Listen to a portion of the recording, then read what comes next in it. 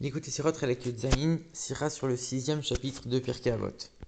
Ce dernier chapitre de Pirkei Avot, il s'ouvre sur une Mishnah de Rabbi Meir qui nous dit que tout celui qui va étudier la Torah de manière désintéressée va mériter un certain nombre de choses. Et ici, le Rabbi tout de suite il pose une question. Il dit de deux choses l'une, soit tu es quelqu'un qui n'étudie pas encore la Torah de manière désintéressée, et dans ce cas-là, si on est en train de te motiver à l'étudier de manière désintéressée en te disant ah, tu sais quoi, si tu vas étudier la Torah et que tu arrives à un niveau où tu vas étudier de manière désintéressée, tu vas mériter plein de choses. Alors, si tu fais pour obtenir ces choses-là, c'est plus désintéressé.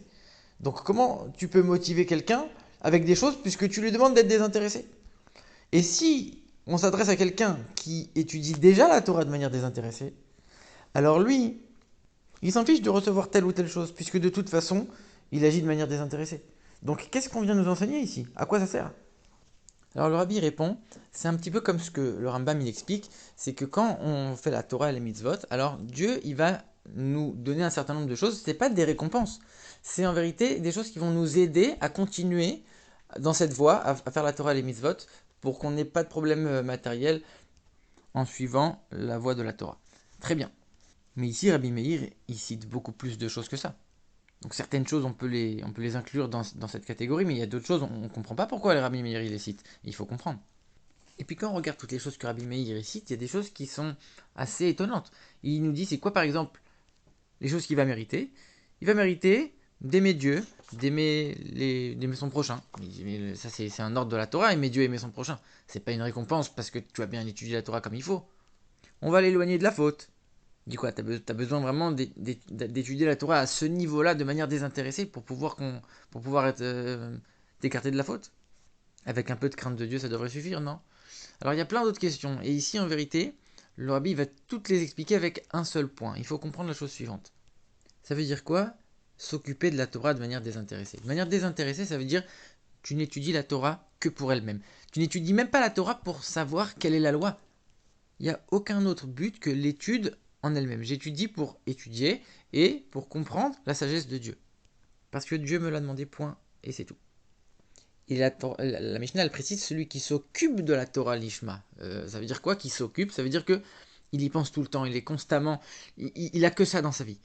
Il se fatigue constamment pour la comprendre et il n'y a pas un seul instant qui passe sans qu'il soit préoccupé par son étude, à tel point que ça lui prend tout son être, toute son essence, elle est complètement pénétrée par cette étude de la Torah. Et à ce moment-là, une personne qui étudie de cette manière-là, elle pourrait se poser les questions suivantes et se dire, regarde, les sages, ils nous disent, tout celui qui n'a que la Torah, alors même la Torah, il l'a pas. Ça veut dire qu'il faut avoir la Torah, c'est sûr, il faut étudier la Torah, mais il faut aussi faire les bonnes actions, il faut aussi faire les mitzvot, il faut s'occuper des autres juifs. Donc, si moi, je me consacre que à la Torah, quelque part, il va me manquer quelque chose dans mon service de Dieu. Toutes les mitzvot, toutes les bonnes actions, toutes les relations que je vais avoir avec les autres. Comment je vais développer tout ça si je m'occupe que de la Torah? Et pareil pour mes traits de caractère personnel et ma relation avec Dieu. Le fait de craindre Dieu, c'est quelque chose qui se travaille. Ça demande une certaine méditation, une certaine réflexion. Tout ce travail sur soi pour avoir des bons traits de caractère et une bonne crainte du ciel, c'est quelque chose qui se travaille. C'est pas quelque chose qui vient comme ça. Mais maintenant, moi, je suis en train de m'occuper que de la Torah. Il n'y a que l'étude qui compte pour moi. Comment je vais pouvoir m'accomplir dans tous les autres domaines du service de Dieu? Comment c'est possible? Comment je vais pouvoir réussir aussi dans les autres domaines? Celui qui étudie, mais d'une manière normale, ça veut dire il veut savoir la loi et étudier pour comprendre, etc. À ce moment-là, lui, il va aussi avoir un contact avec le monde extérieur. Il va faire des mitzvot, il va avoir un contact avec les autres. Lui, il peut avoir avec son étude une certaine cohérence avec le monde qui l'entoure. Mais moi, je suis complètement séparé du monde. Il n'y a que l'étude, il n'y a rien d'autre pour moi. Comment tu veux que je m'occupe des autres et que je m'occupe des mitzvot et des actions, des bonnes actions, etc. Comment on peut faire correspondre les deux ensemble? Et c'est ça que Rabbi Meir vient nous enseigner ici. Celui qui étudie la Torah de manière désintéressée et qui pense qu'il ne va pas avoir le temps de s'occuper de tous les autres domaines du service de Dieu, et bien finalement, on est en train de t'apprendre ici qu'il va mériter une aide du ciel dans tous ces domaines-là. Attention, on n'est pas en train de dire que c'est sa récompense. La récompense de l'étude désintéressée, elle est impossible à mesurer. De manière générale, la récompense des mitzvot, elle est pas quantifiable. Elle est tellement énorme que c'est pas grâce à la mitzvah que tu as fait que tu vas avoir une récompense aussi grande. C'est beaucoup plus grand que ce que toi tu as fait. Même si c'est vrai que, en fonction des mitzvot, c'est plus ou moins grand. Mais ça reste à un niveau qui est complètement au-dessus de l'acte que toi tu as fait. Mais ici, on n'est pas en train de parler de récompense. On est en train de dire, en dehors du fait que tu vas avoir une récompense, on n'en parle pas. C'est quelque chose d'extraordinaire. Mais on va te donner une aide, des petites choses en plus, qui vont te permettre de t'accomplir et de réussir aussi les autres domaines du service de Dieu, pour lesquels tu n'as pas forcément le temps de t'investir. Et dans ces choses-là, le rabbi dit il y a deux catégories. Il y a des choses que tu vas avoir de manière automatique, par le fait que tu étudies la Torah de manière désintéressée. Automatiquement, tu vas mériter certaines choses. Et il y a des choses, on va te les donner, on va te donner un coup de pouce, un très grand coup de pouce même, on va dire. C'est-à-dire que des gens qui doivent travailler des années pour mériter ces choses-là, toi, tu vas devoir travailler de manière très réduite et tu vas pouvoir les obtenir facilement. On n'est pas en train de dire que ça va venir automatiquement. Il y a un travail à faire, mais c'est un travail qui est très minime par rapport à ce que les autres ils doivent accomplir pour mériter ces choses-là. Et c'est pour ça que le Rabbi ne comprenait pas au début, il posait la question, pourquoi dans la Mishnah le Rabbi Meir il formule les choses de manière très particulière. Il dit, celui qui étudie la Torah de manière désintéressée, on va l'habiller d'humilité et de crainte. On ne dit pas il va être humble et il va craindre Dieu. On va t'habiller, ça veut dire on va te donner un coup de pouce pour que avec très peu de travail, tu vas tout de suite devenir humble et quelqu'un qui craint Dieu. On te permet de devenir un tzaddik, un chassid, quelqu'un qui est droit, etc. On ne dit pas que tu vas devenir un chassid et un tzaddik. On dit on te permet, on t'aide un petit peu à ce que facilement tu puisses devenir un tzaddik et un chassid. On va t'éloigner de la faute. On ne te dit pas on va t'empêcher ou alors tu ne le faudras pas. On va t'éloigner, on va faire en sorte, on va te donner un coup de pouce pour que tu puisses éviter de tomber dans la faute. Etc. etc. On voit que c'est juste des choses qui vont quelque part te donner une petite aide pour accomplir le service de Dieu comme il faut. Mais c'est vrai que ça demande quand même un petit effort de la part de celui qui va étudier de manière désintéressée. De la même manière, on dit aussi, dans ces choses-là, on cite, Rabbi Meir, il dit, il va pardonner celui qui lui fait honte. Et le Rabbi pose la question.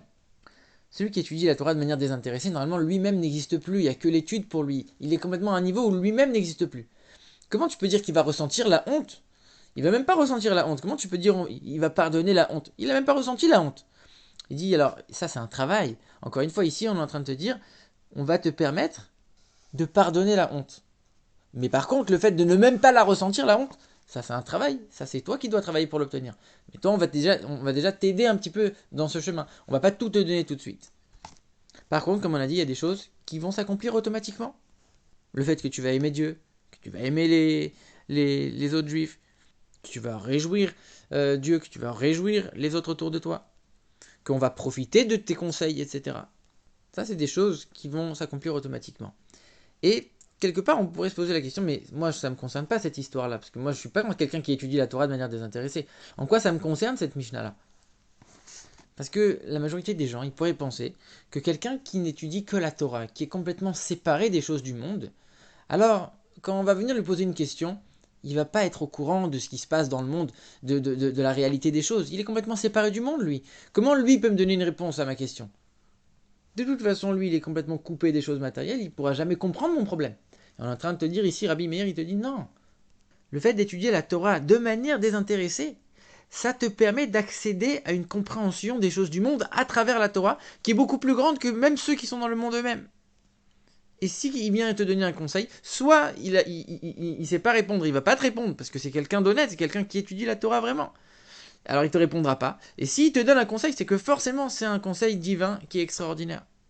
Même si pour l'instant tu comprends pas encore la valeur de ce conseil. Et c'est pour ça que la Mishnah, elle donne deux expressions. Elle dit, on va le faire grandir et on va l'élever. Grand, ça veut dire quoi grand? Ça veut dire que je suis grand par rapport à quelqu'un d'autre qui est petit. On se compare. Je suis plus grand, mais on est comparable. Je vais m'élever, ça veut dire que je suis complètement déconnecté des autres. Et ici, on dit les deux. À la fois, je suis parmi les gens, donc je suis en relation avec le monde, mais je suis au-dessus, je suis plus grand. Mais à la fois, je suis élevé, je suis complètement déconnecté des choses du monde. Ici, cet homme qui va étudier la Torah de cette manière-là, désintéressé complètement, il va avoir les deux aspects. À la fois, il va être séparé du monde, et à la fois, il va être capable de rentrer dans le monde et résoudre les problèmes qui sont matériels. Et malgré que nous, on ne se sente pas forcément concernés par cet enseignement, puisque on n'est pas des gens qui vont étudier la Torah à plein temps, malgré tout, le fait d'étudier de manière désintéressée, ça, c'est pas que pour les gens qui étudient tout le temps. C'est uniquement la qualité de l'étude. Et ça, n'importe qui, même quelqu'un qui vient de commencer à étudier, qui se prépare à étudier, à son niveau, il doit essayer de comprendre qu'il va étudier parce que Dieu lui a demandé. Et essayer de concentrer son attention pour qu'elle soit la plus pure et la plus désintéressée possible. Et comment on fait ça? En s'annulant à Dieu. La Torah, elle est complètement illimitée. On n'est pas capable de la recevoir. C'est impossible. Nous, on l'est limité. La Torah, elle ne l'est pas. Elle est complètement illimitée. La seule manière que nous, on puisse atteindre et recevoir la Torah comme il faut, c'est nous annuler complètement au point qu'on va être complètement collé, fusionné avec Dieu. Et là, on pourra vraiment recevoir la Torah, l'illimité de la Torah. Et c'est pour ça qu'on est en train de lire ce dernier chapitre de Pirkei Avot avant Shavuot, la fête où on reçoit la Torah. Et on commence avec le fait d'étudier la Torah de cette manière. Parce qu'on aurait pu dire, on va d'abord commencer petit à petit en disant d'abord les niveaux les plus bas, après le niveau le plus élevé, étudier la Torah de manière désintéressée. Non, on commence avec ça pour te dire que n'importe qui, dès le début, il doit avoir cette première intention en commençant à étudier la Torah. Je le fais de manière désintéressée parce que c'est la volonté de Dieu et rien d'autre. Et par ça, je m'attache à Dieu de manière infinie.